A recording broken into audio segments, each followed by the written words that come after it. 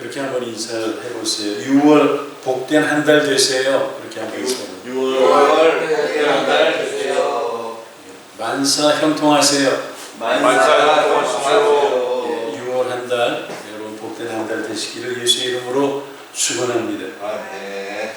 오늘이 6월 6일 현충일입니다. 오늘 우리 대한민국이 있기까지 수많은 전몰 군경들의 희생이 있었어요. 한국전쟁에서 많은 젊은이들이 이름 없는 골짜기에서 처참하게 죽었습니다. 태극기 날리며 영화 보셨습니까? 참 비참해요. 그래서 오늘 우리가 있는 것입니다. 이름 없는 골짜기에서 살아보지도 못하고 죽어간 학도병들 생각하면 가슴이 멍하죠. 요즘 농사철이에요. 너네 모를 내는 광경 요즘 봤습니까? 금년에 목판에 모가 가득하죠. 벽시가 죽어서 싹을 내요. 그것을 모라 부르는데 그 모를 심으면은 가을에 많은 열매를 맺습니다. 오늘 본문에서 예수님께서 말씀하세요. 24절 한번 읽어보세요. 내가 진실로 진실로 너희에게 이르노니 한 달에 이 땅에서 죽지 않으면 한 달 그대로 있고 죽으면 많은 열매를 맺느니라. 아멘. 즉 희생하고 죽으면 많은 수확을 거둔다. 그런 말씀이에요. 그러나 사실 희생하고 죽으면 그만이지 무슨 영화를 보겠습니까? 죽으면 그만이지. 그런 생각이 들겠죠. 예수님께서 말씀하세요. 23절에 인자가 영광을 얻을 때가 왔도다. 인자가 영광을 얻을 때가 왔도다. 이것은 십자가의 죽음을 염두에 두고 이 말씀을 하세요.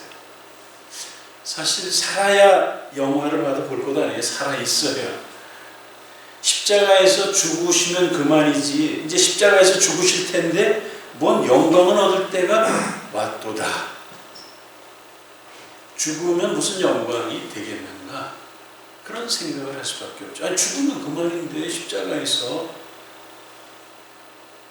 희생, 죽음, 육체적으로 고통 자체죠. 질병 가운데 가장 무서운 질병이 뭐예요? 암입니다. 암이 왜 무섭습니까? 암이 아무데나 막 붙어요.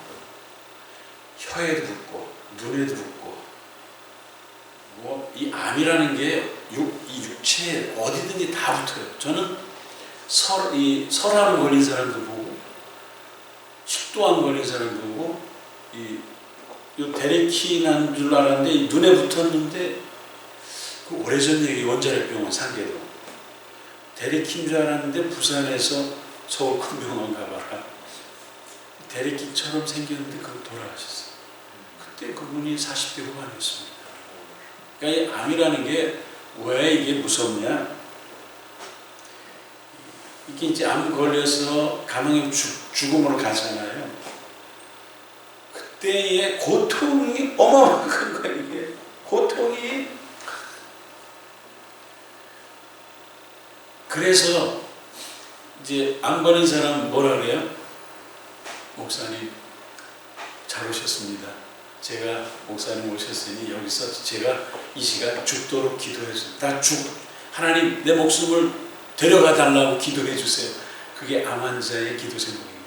어서 왜? 고통이 너무너무 심해.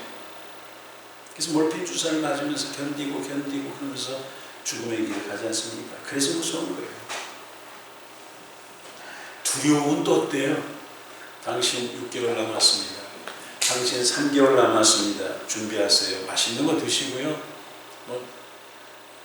좋은 데도 가보시고. 의사로부터 이런 말을 들으면 어때요? 정신이 나가버리죠. 정신이 나가요. 아무도 만나기 싫고요. 그 순간을. 그러다가 이제 정신을 추스려서 목사님 제가 암이랍니다. 한 달밖에 못 산다는데요. 뇌암 걸린 사람. 목사님 한 달 산답니다. 정신이 나가죠. 그래서 그 얘기 듣고 화장실에 가서 엉엉 울었습니다. 기도해도 기도가 되지 않습니다. 하나님 나를 사랑하신다고 하시는데 이게 뭡니까? 원망 불평이 막 터져나오게 돼 있죠. 희생하고 죽음이라는 게 그런 것이죠. 과연 우리 각자는 어떻습니까? 우리들이 싫어하고 사람들이 싫어하는 희생하는 삶, 그런 삶을 삶으로 많은 열매를 기대하는 그런 생각을 갖고 있습니까? 우리가 믿음이 없으면은 희생하고 썩어지는 길을 간다는 것은 어려운 일입니다. 그러면 예수께서 무엇 때문에 낮아지고 희생하고 포기하고 죽어지는 삶을 살아라, 왜 그렇게 말씀하시는 거예요? 왜 그래야 돼요? 그것은 첫째는 그 길은 부활이에요. 생명의 길이에요. 복된 길이에요. 많은 열매를 거두는 길이기 때문에 그렇습니다. 내 마음대로 멋대로 산다? 예, 당장은 좋겠지요. 그러나 인생 말년에 죽을 때 아무것도 남은 게 없습니다. 의미, 가치 하나도 없습니다. 그냥 죽었구만. 불쌍하네. 끝이에요. 한번 26절에 읽어보세요. 26절. 사람이 나를 섬기려면 나를 따라라. 나 있는 곳에 나를 섬기는 자도 거기 있으리니 사람이 나를 섬기면 내 아버지께서 그를 귀히 여기시리라. 희생하고 낮아지고 죽어지는 길은 예수께서 친히 가신 길입니다. 그곳은 십자가가 있는 곳이요, 영광 대신 낙담과 절망이 있습니다. 근데 그곳을 향해서 함께 가자 이렇게 명령하시기 때문에 또 가야 되는 거예요. 함께 가자. 오늘 본문은 비유적 교훈인데요, 한 알의 밀이 썩는 비유 속에서 드러나는 하나님의 속성이 있어요. 그게 뭐예요?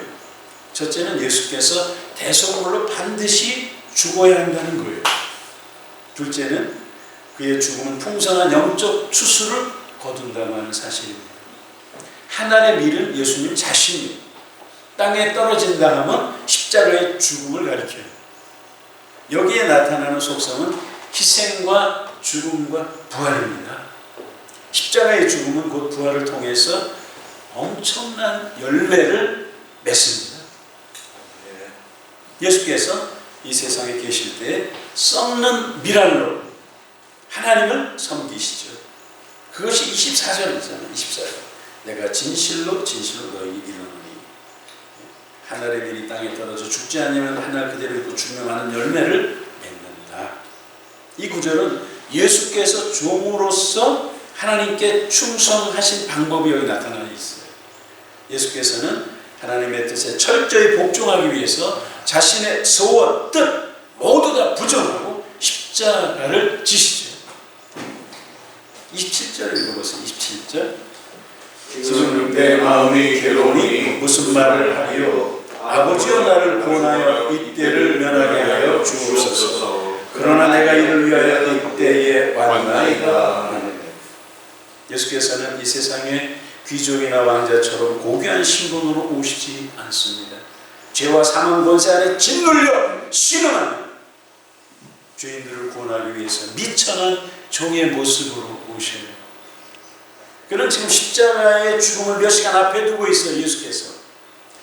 인간이라는 죽음 앞에서 두려운 마음이 들지 않는 사람은 아무도 없어요. 정말 무섭죠. 그 모래시계인가요? 그 마지막 사형 장면 나오잖아요. 예? 나 떨고 있니? 그게 우리 시대에 참 유명한 말인데, 나 떨고 있니? 보통은 막 배설을 막 한다는 게 너무 두려웠어. 막 똥오줌 막 산다는 게 너무 두려웠어. 그 두려움, 죽음이 앞에 와 있을 때 예수님도 인간의 육신을 입고 계셨기 때문에 마찬가지죠. 그래서 뭐라고 그래요? 지금 내 마음이 괴로우니 무슨 말을 하리요? 죽게 됐는데 예수께서 아버지가 나를 구원하여 이때를 면하게 하여 주옵소서. 할 수만 있으면 십자가를 지지 않게 해달라는 거. 왜? 육체를 입으셨기 때문에.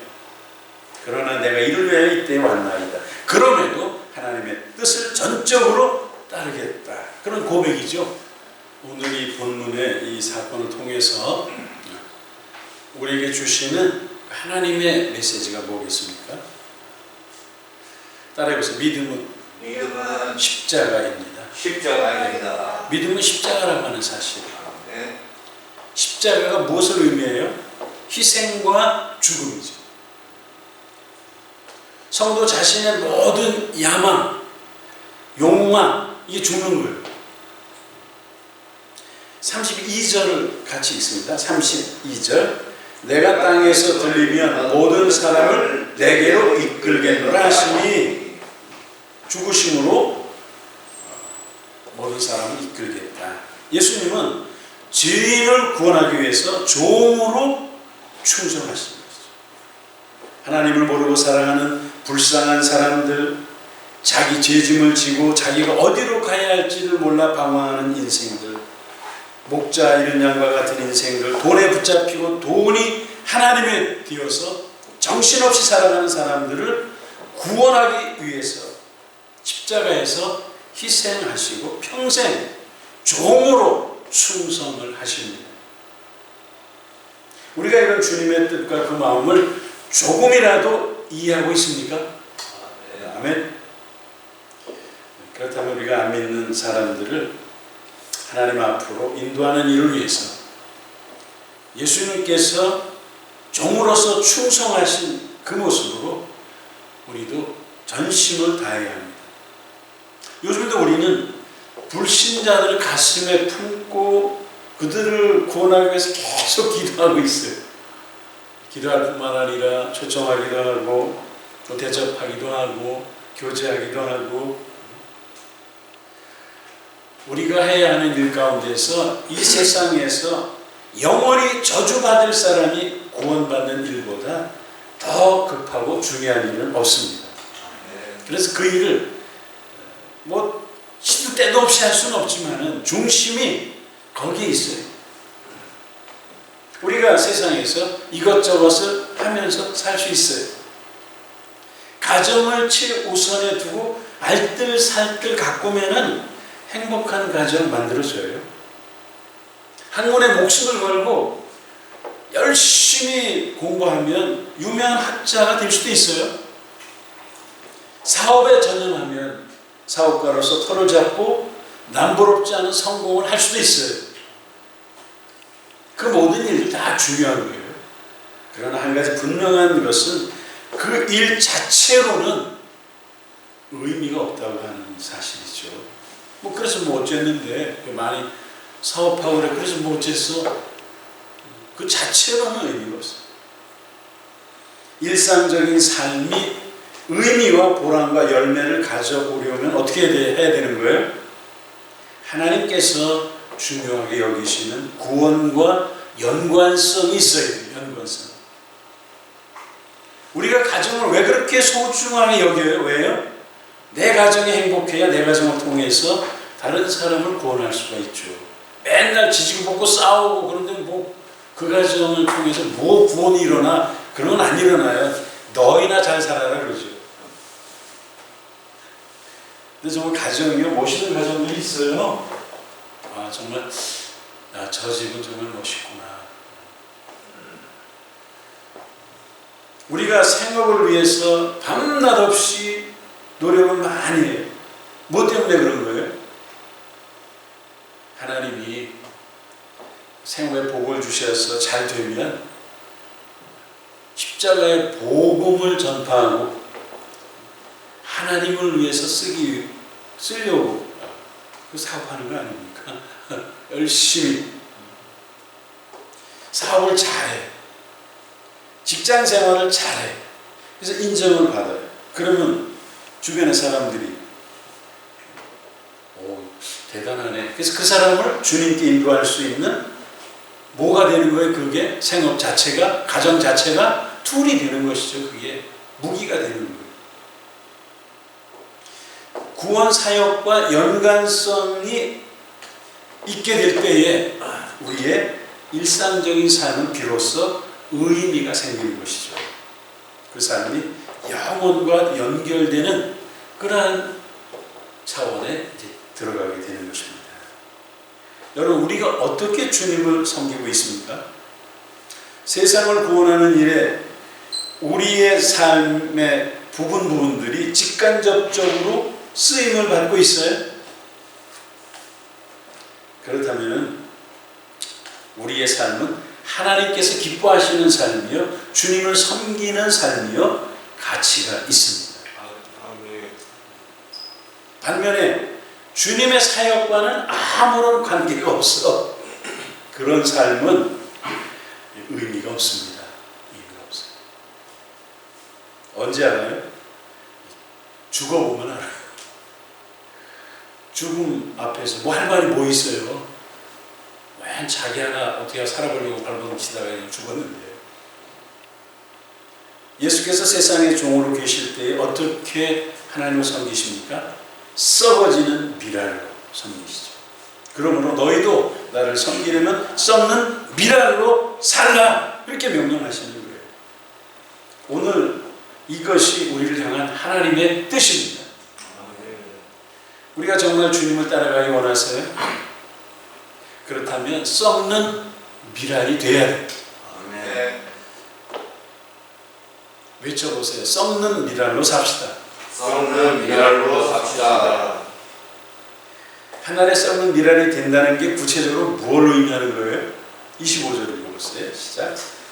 자기의 생명을 사랑하는 자는 잃어버릴 것이요, 이 세상에서 자기의 생명을 미워하는 자는 영생하도록 보존하리라.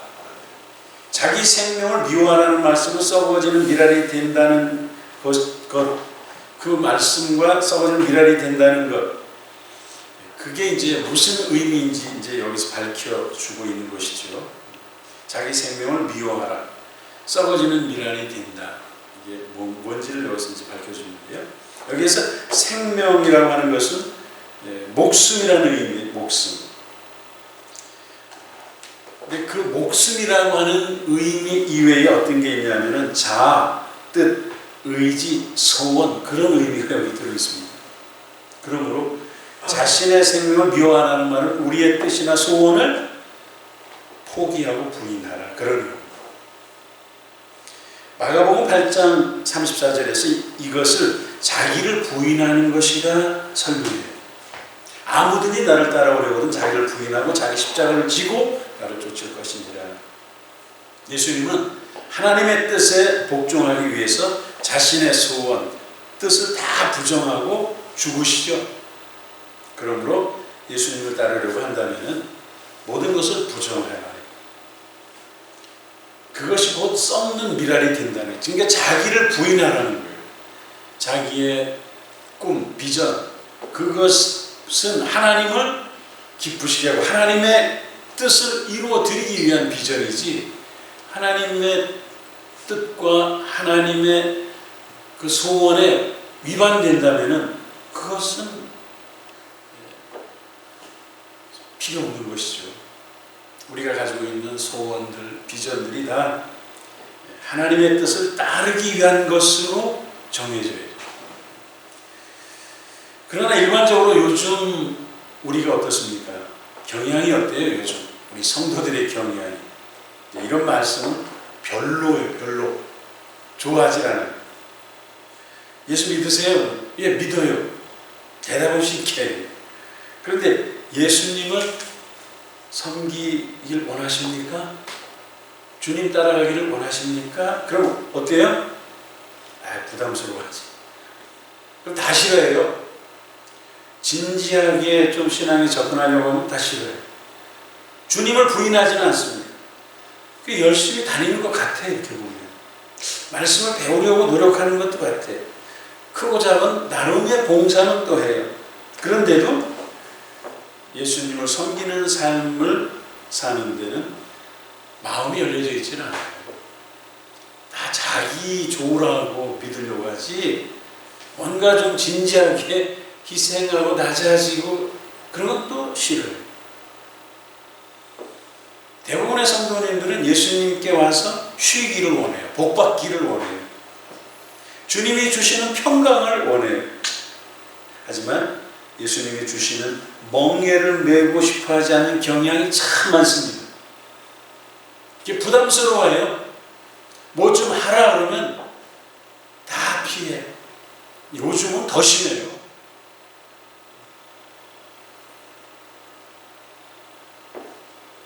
주님 품에 안기고 쉼을 받고 말씀으로 힘을 얻고 하나님 내 기도에 응답해 주옵소서. 그런 일에는 열심히 마음이 열려 있어요. 그러나 나의 멍에를 메고 나에게 배우라, 십자가를 져라, 희생의 길을 가라. 그러면 마음이 다 다쳐요. 주님이 원하시는 일인데도 가급적이면은 멀리 서서 팔짱 끼고 이렇게 이제 있다가 하차시면 도망가요. 예, 그러한 사람들이 참 많습니다. 정말 교회가 어렵고 힘들 때 중심에 들어가서 내가 낮아지고 희생하는 길을 가겠다.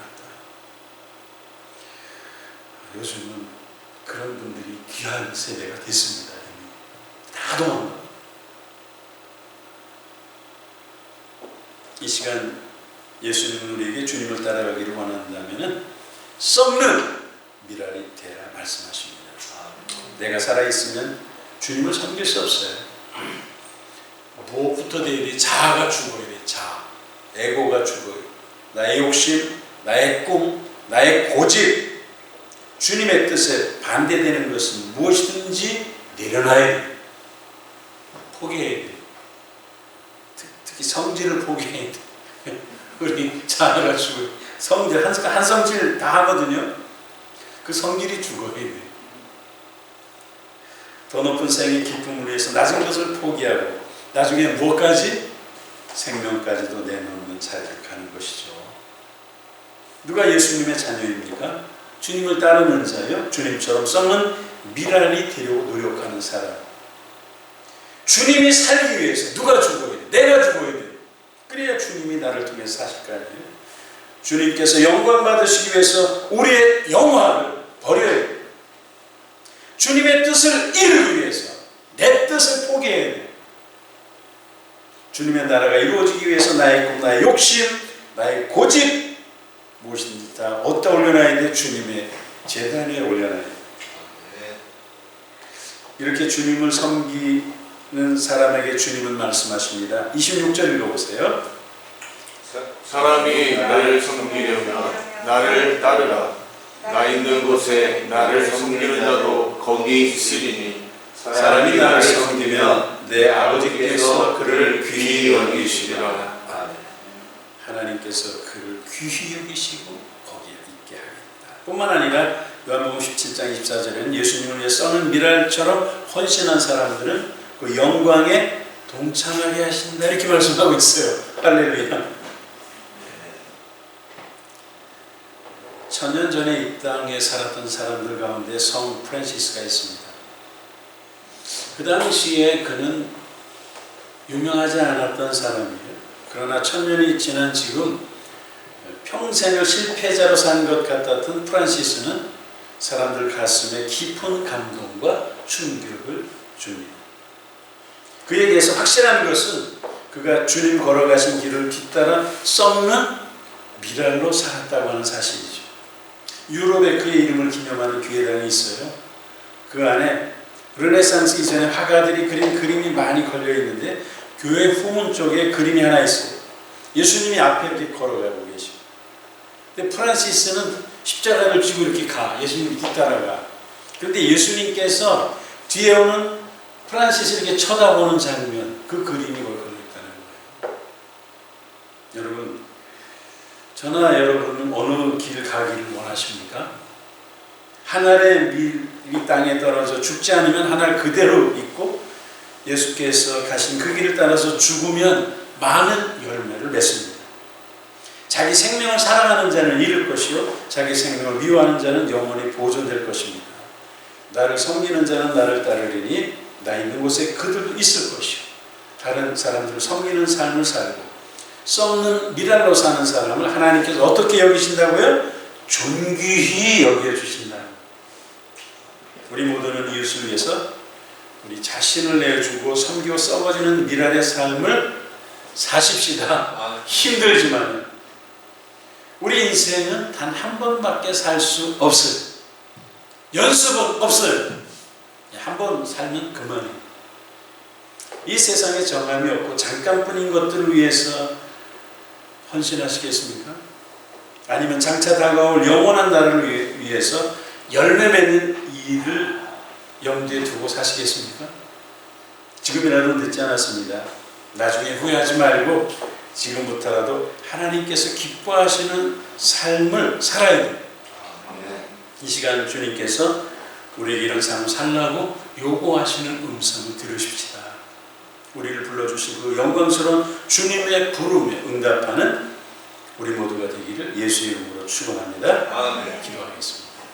하나님 감사합니다. 우리가 오늘 현충일을 맞이하면서 전몰 군경들을 생각하며 또 그들의 유족들을 생각하며 기도했습니다.